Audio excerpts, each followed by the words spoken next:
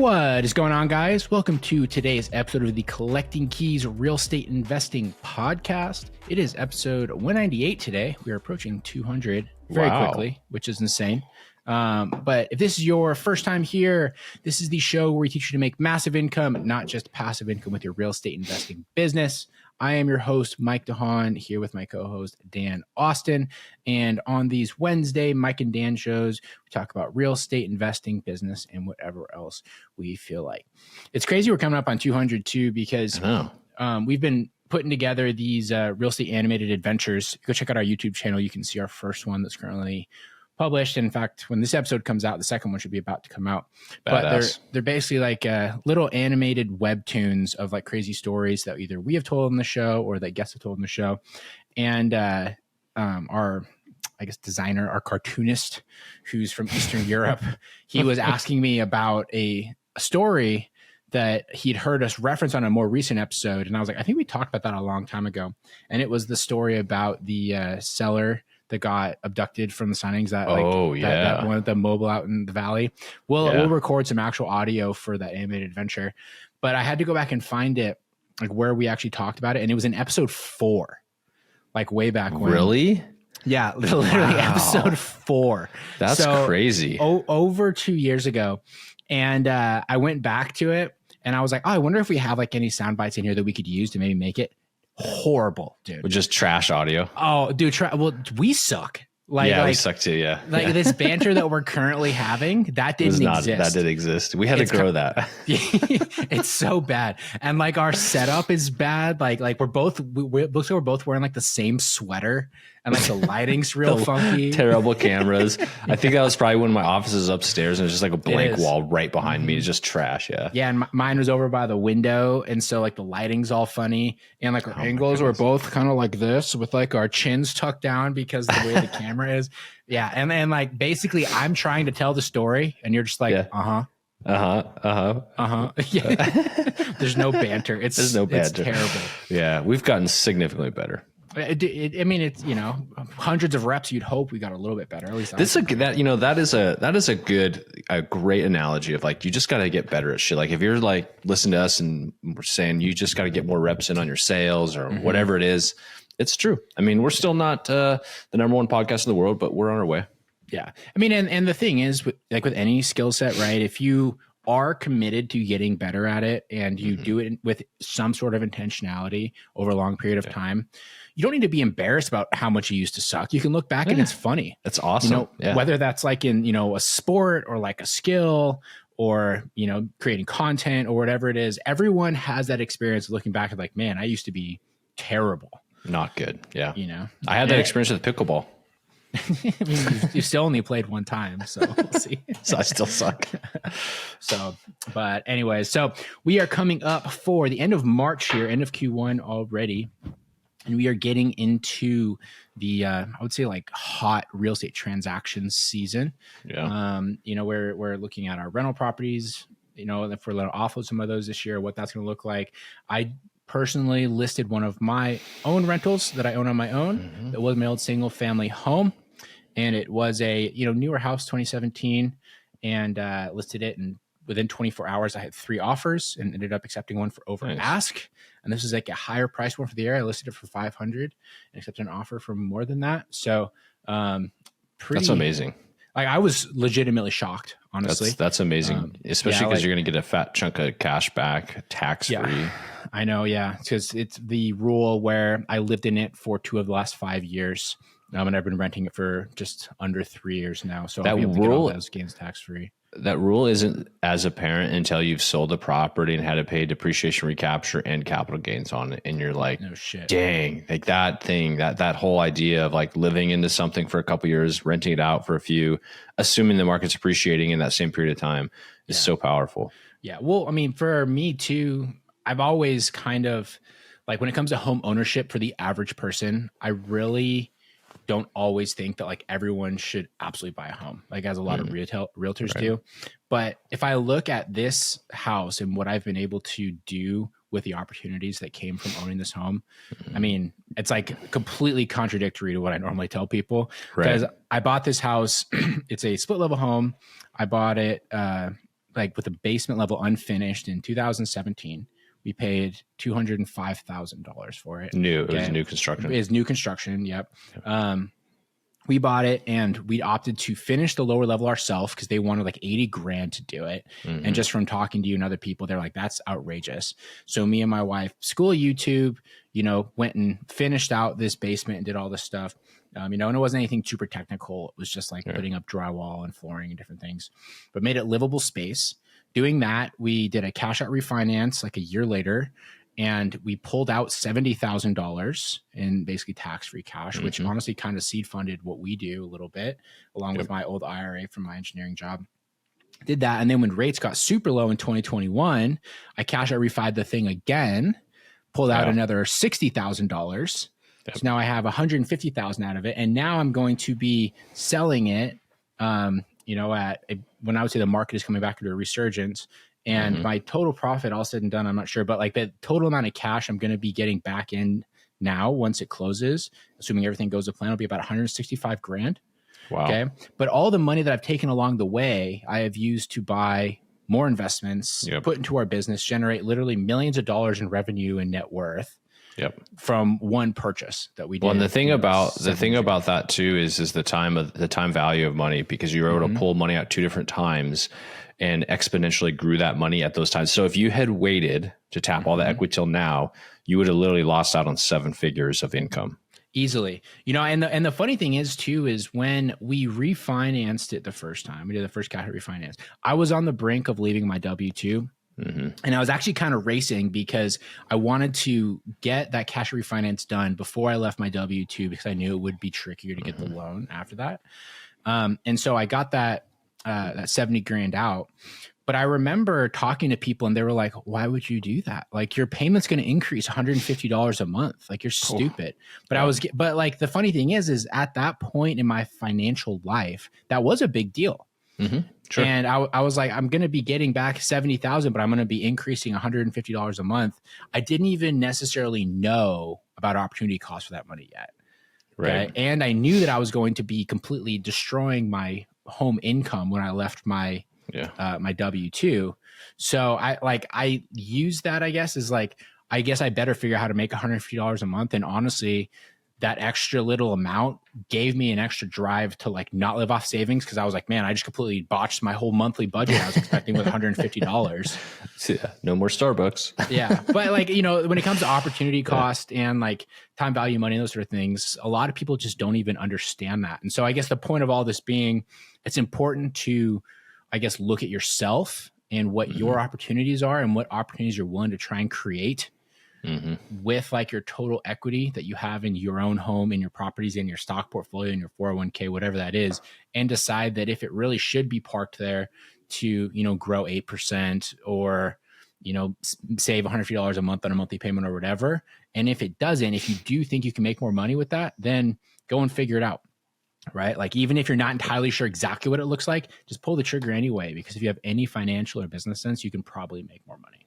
Yeah, like, you'll figure it out. And that's the thing, is when you put pressure on yourself to figure something out, you'll do it.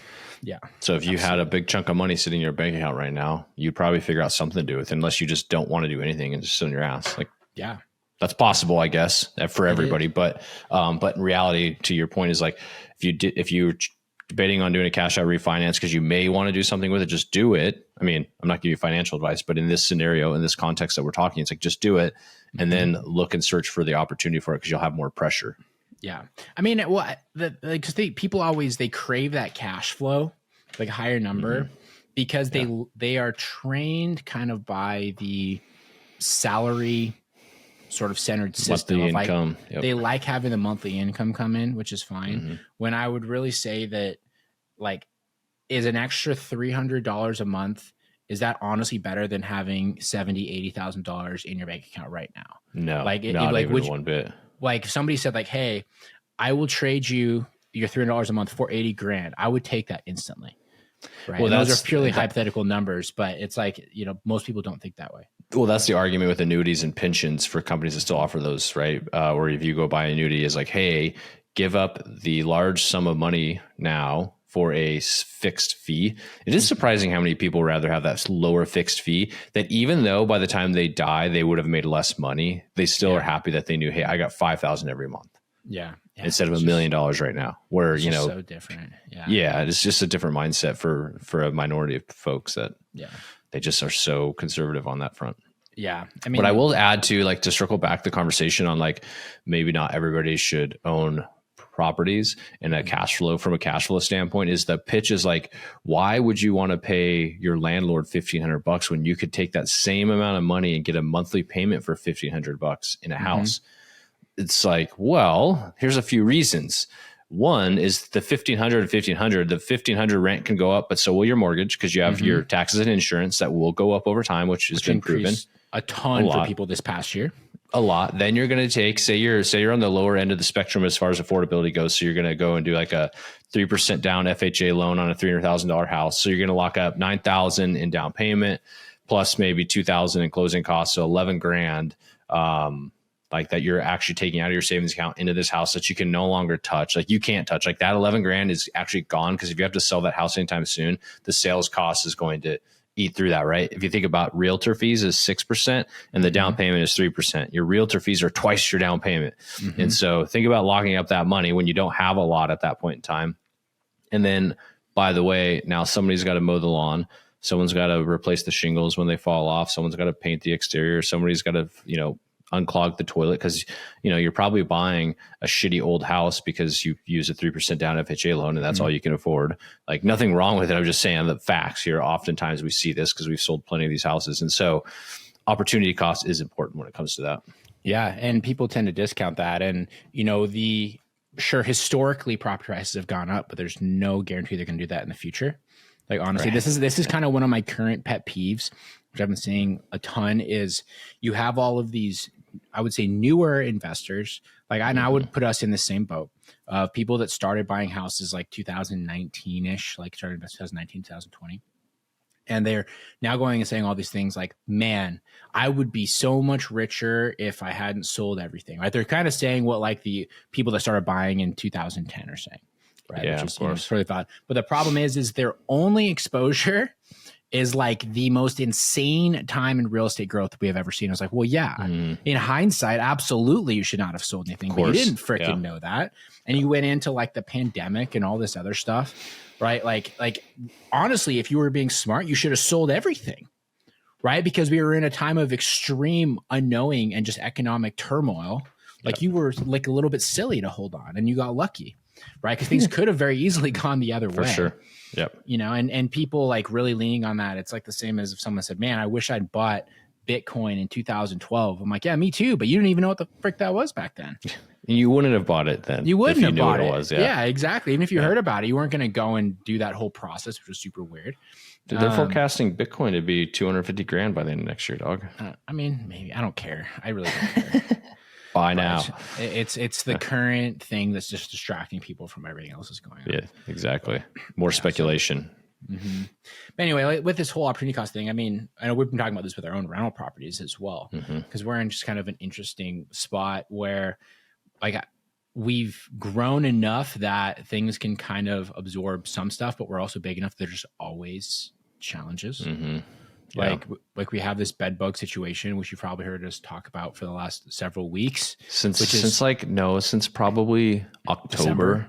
No, December is when the guy died and we had to move him out. I think we found out about the bed bugs in like August or September last year. And and in our infinite wisdom here with the property manager was like, well, we tried to get the people in there, but the guy wouldn't leave. So, you know, we're just going to wait till he moves out. Well, he freaking died before he moved out. So that was a bummer. And we've now had Point Pest Control in there 3 times. And what was the wonderful advice? 5 times. And what was the wonderful advice that they gave you today, Dan? So this is this is Point Pest Control, a national company. This is their advice. I'm saying this because fuck them. This is a horrible thing to do to people. Yeah. What was their advice to get the bed bugs out of there, Dan?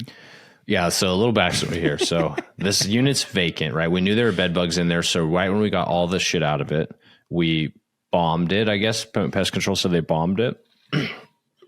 And then our guys went in there, gutted it, started remodeling it. And then, I mean, top to bottom gut, right? This thing was gross. And then they're like, yeah, there's still some bed bugs in here, so we're pulling off. So they pulled off. They went back in there, did their thing. Okay, did their thing 2 more times. So I think that was like 3 times while the unit was vacant and then in construction. And then we had freaking people walking it, and they said there's bugs crawling over it, so they didn't want to be there. So we had to send them back out. And then this last time, the 5th time, they decided, okay, we think they're in the walls. We're going to drill holes in the walls and like fog it or whatever I don't know what they do. And then still bed bugs crawling around. So they're in there again. So I guess the 6th time maybe, but they're like, yeah, there's really not a lot we can do because sometimes these bed bugs, they'll lie dormant in the walls.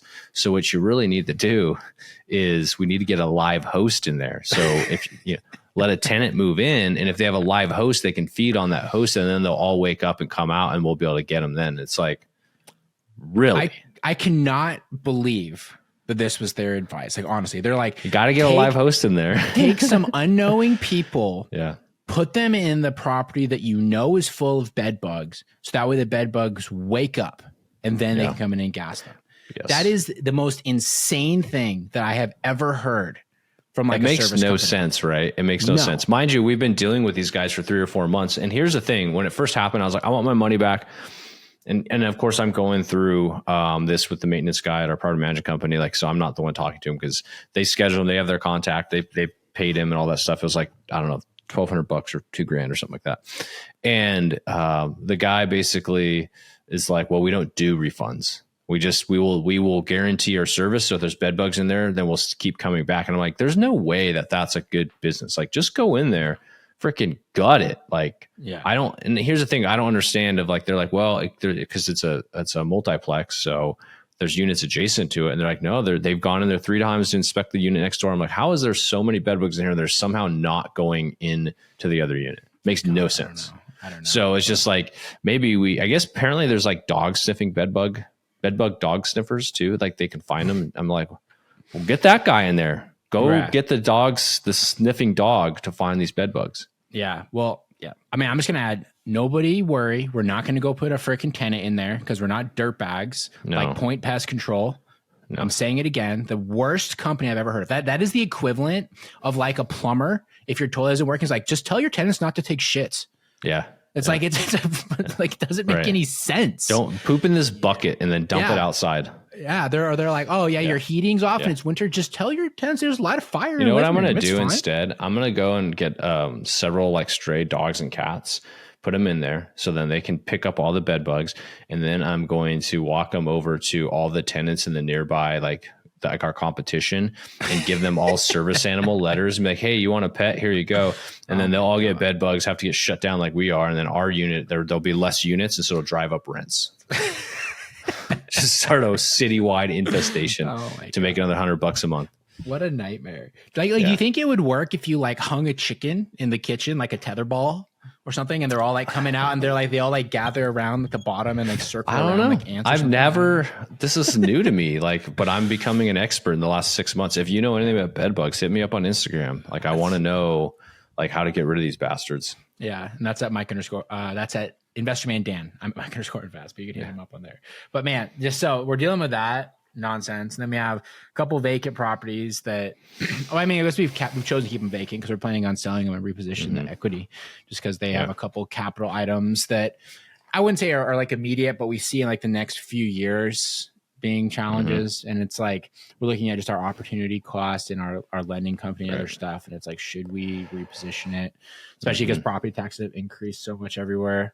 Yeah, my belief on that too is like you should run your properties up to the point of like major CapEx. And then if you're not married to the properties for some reason, that's the time to exit. Not that you're trying to exit at a shitty property. It's just easier for an investor as a new buyer to come into the asset, capitalize that asset with new things, and then start off from there. But once you've already owned the asset and the more money you put into it, the return on equity and return on investment goes way down. So as a new investor, it's actually not as bad. If you actually just go run the math, like it's better for that new investor to do it that way as opposed to you doing it and then sucking down your ROI, ROE.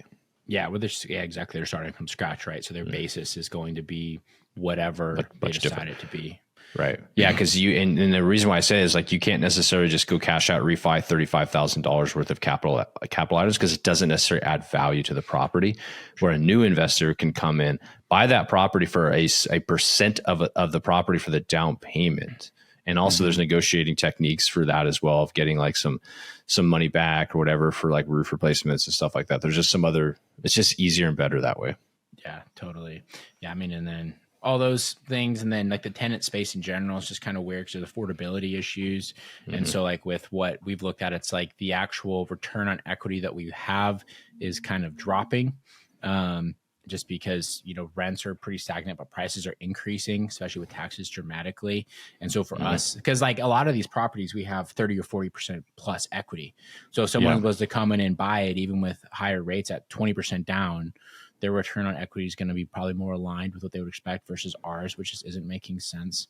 Right. Yeah. And I mean, I guess we have a couple with the state. I don't know, like, do we have the ability to push those to like a higher rent, or you're the one yeah, I mean, we have some margin in those. Like I think those ones are actually, so we have a couple single family homes that we rent to. Well, one of them we used to rent to the state, but now we rent to a state agency that's like subcontracts to the agency. I don't know who they put in there.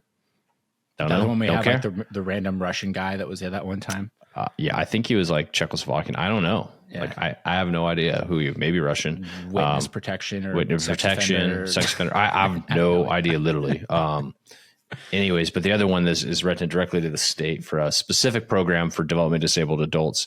And so the rents are higher at a premium, but we also don't have any maintenance costs associated with those two properties, because they actually do 100% of maintenance as part of the lease. And that's what they're used to doing, because they tend to have like more like ding and dents because of the type of tenants they have, which is fine. Actually, the state literally put like plywood on all the walls on the interior. So it's like, they can't do shit.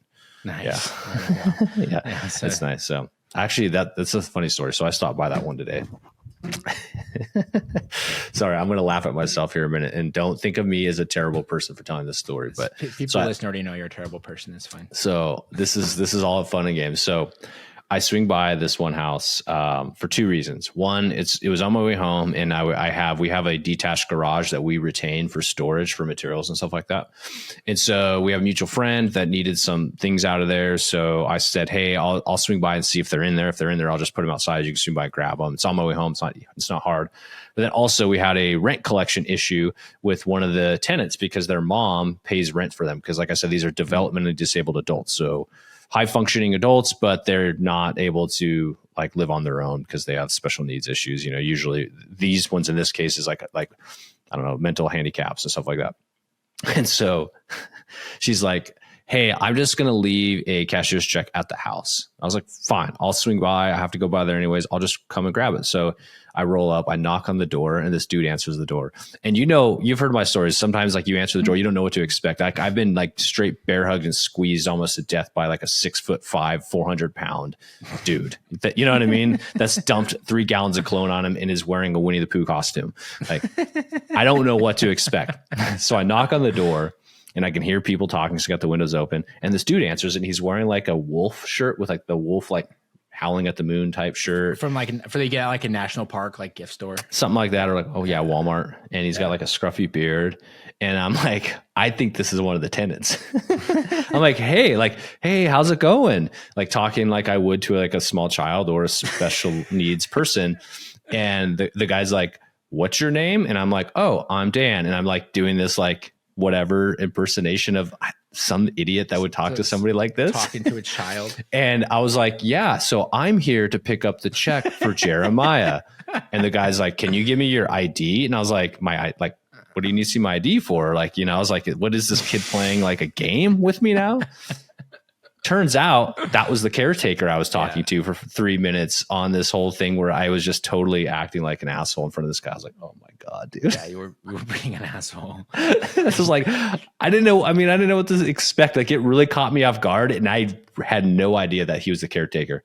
I mean, you can do my brother is disabled. You can just talk to them like normal people. Yeah, your brother, obviously, though, he's easier to talk. Like some of the guys, he's like cognitively an 8-year-old, dude. Like I know. he is, yeah, he's very social, but he's you still talk to him like an adult. You'll figure it out. No, you're absolutely right. It's I totally get it. I just felt like such an asshole. I was like, what am I doing? Like, what am I doing here? Like, this is ridiculous, dude. Yeah, that's funny. So anyways, the guy just like rolled his eyes and I pulled out my ID, gave him my ID and got my money and left. Yeah, God, that's so funny. I mean, maybe that guy goes and looks in the mirror and is like, how can I not have that happen again? Like, do I walk to the grocery store and people assume this? Maybe it just speaks to the labor force right now. I don't know, dude. It was not somebody that I would have expected to be the caretaker for these adults. Yeah, that's funny. But yeah, I mean, that's like one of our good properties though. Like that's like our easy one because like that one, like we have a really solid return on equity, and like both the state properties are the easiest one. We should really just lean into that model, honestly. Like, I know we tried to do that at one point. There has to be another. I think they've come back around. So, like on that house in particular, this is a single family home that we paid $150 for. We cash flow net $1,000 a month. That's awesome. So it's a really good one. The other one is close to that. And we have zero cash in that one because we got a second position loan on that one. So that one's sick from an investor that wanted to do that. That was when we first started out. We're probably similar after even paying that debt service, probably like $800 a month cash flow. Yeah. So really solid, and we don't have to do anything. But for a while, the state decided that they were going to play hardball with us and start dictating terms because the terms were a lot better before. And now they're coming back around and being a lot more like, okay, I guess we'll ask for it. But if you say no, we won't do anything. Yeah. Like they asked me to like repair the sidewalk. I was like, bro, you work for the government. I can't repair the sidewalk.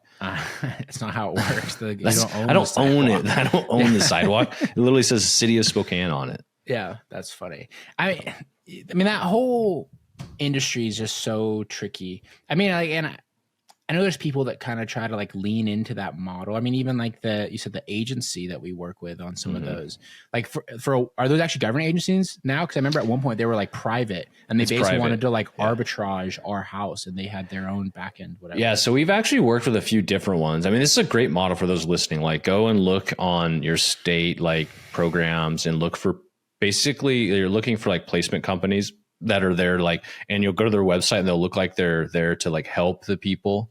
Like we're here for you. You know what I mean? They are there to help the people.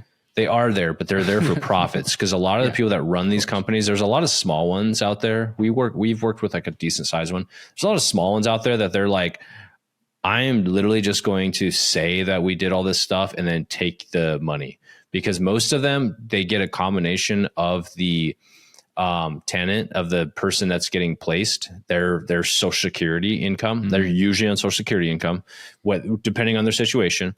And then they get paid from the state because they'll basically say, well, it costs this much to house a person. So they can only afford this much. So you guys have to pick it up. And the state in Washington tried to have its own program where like, we're going to cut out the middleman. And they realize like, well, the landlords will still need to get paid, right? And so there actually is some unfunded gap that needs to be covered, even though some of these agencies were doing it for more profit than they should have. Well, there definitely is now because like the Skill Skin company or whatever, that all went out of business.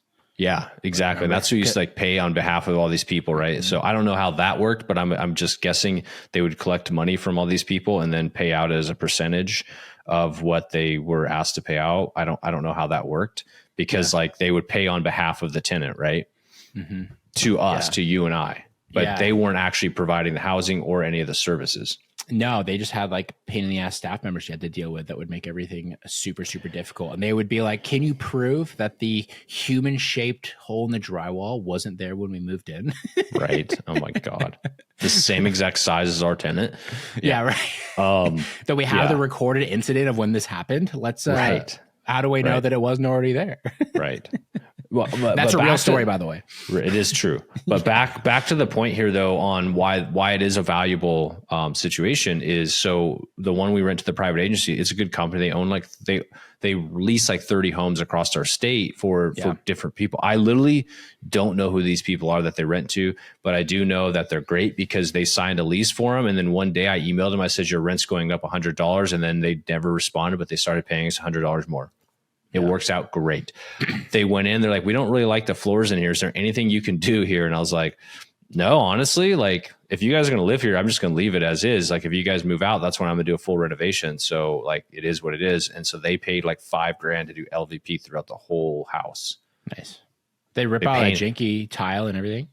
Nope, they went right on top of it. So, so that's future us problem. So future us problem, right? But no, they painted the walls and all that sort of stuff. They wanted to do certain things to show like the clients, like, hey, we're providing you a service, which is better, I think, in some states than some of the stuff the state does, because the state doesn't care. Like they're all budget and dollar driven, where these private companies are client driven. And so if you can connect with them, you can really usually set up, if you need to figure out what they're looking for. So like the tip here is like, if you're going to do anything with like the disabled services, you need to typically have like rancher style homes or limited steps. I mean, ideally, because a lot of times they'll want to place wheelchair people, or they have, disabled adults that are on Social Security, whether that's mental or physical disabilities. So any steps or anything like that aren't great. Like the house we rent to the developmentally disabled adults, it has a basement, but they're fine. They're capable. These guys are okay with that. But we've had it to where they turn down properties for us. So typically you want something like that. And a lot of times they actually want them in like a neighborhood that they can be out and about in, because it's good for, the health, the well-being of these tenants. So they want to be part of the community and all that sort of stuff. And other than that, they don't really care. I mean, they're not going to want to do it in like a large multifamily. We've had it where they would want to rent a duplex, but they would want both sides at the same time. But even then, and this is literally just like if you're doing the developmentally disabled adults, a lot of times they're like, yeah, we don't want like eight of them running around the neighborhood because it causes problems. Yeah. like, and you've seen that before, because it's just too much chaos, and they're trying to find housing for these folks. And there's a reason why sometimes it's a struggle, not just from a financial standpoint, but also because of sometimes their mental illness creates chaos within the neighborhood. And then their landlords kick them out because they run through the walls and scare the neighbors and do weird stuff too. It is what it is. That is a lesson that we learned with this. The first time, I guess, I went down this realm, because I was the first one of us to do this. I ended up with this was very, very early on in their program. I ended up with a tenant that they did not fully disclose the level of disability that this person had. And he was doing stuff like throwing rocks into like the yard next door with like kids in there. And he would like get out of the house and like run around and scream and do like weird stuff. And, I understand that those people need a home too, but like this guy honestly needed to be in an institution. It's the funny best. I think that's the guy that they moved into one of our properties, because like they were looking desperately for this guy, and he had to live by himself. And so he moved in to Koza by himself. And this is the guy that when he moved out, fortunately they paid for it. He moved out because he got forced out. He broke out every single window. And I'm talking, this house has like some big, like it's a nice, it was a nice house when it was built, as far as some guy custom built it. It has like 8 by 10 foot windows in the back, like huge windows. This dude broke every single window, and then he punched holes in almost every single wall, and he broke through the front door and the side door. So I asked finally, because they were trying to cover it up, like, oh no, we don't know what happened. I walked the property. I was like, bro, everything is broken here. Yeah. They're like, yeah, the staff just had to go outside and just let him kind of have his time, because he's a big dude and they couldn't stop him. And so that's where sometimes that guy went to the hospital. I don't think he's come out, just based on the talks I've had with our state sponsors. But those are the kind of situations you can run into where it's not the individual's fault. They have an illness, and like can't have a bunch of them in one location for that reason. So having these smaller footprints of these houses, you'll get much more rent than you would. Like for one of our houses in Spokane, we rent for $2,400. It'd probably rent for $1,800, and we'd have to cover maintenance. Yeah.